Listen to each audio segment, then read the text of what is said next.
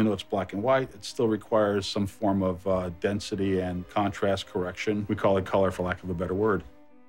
When this thing first started, we had something that looked very washed out. So what you're trying to do is maintain the contrast to make it look mysterious and spooky, but still see the detail.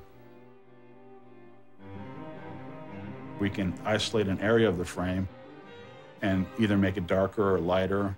If we can fix it and not compromise the overall image, we usually try to fix it. The whole point of this process is to not let the viewer know that we were here. Vampires are pure myth. The superstition of yesterday can become the scientific reality of today. Dracula, it's a mono recording, and we're going to keep it mono and present it in a cleaner fashion. It goes through a process of going through perf by perf to make sure that we have no imperfections in that before we hang it on a reproducer. Once we have it up there, we are now going to bring it into a digital recorder, and basically that will be the element that we'll actually create a restoration from. We have some incredible artists who are able to go in and sonically deal with some of the issues that are inherent in the source material. As I'm going through, I can zoom in on various areas of the soundtrack and isolate pops, ticks, bumps, and individually clean up.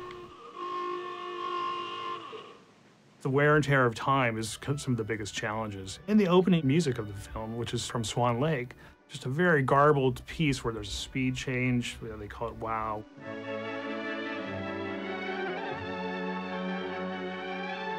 Fortunately for this music cue, existed in Spanish Dracula. So we were able to go back and find a matching piece of the same music with the same quality.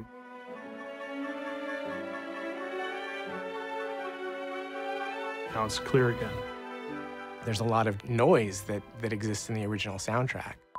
When we listen to the raw track, there's just a horrible hiss throughout that entire picture. Now we really get to hear the movie in a clarity it's never been heard before. Listen to them. Children of the night.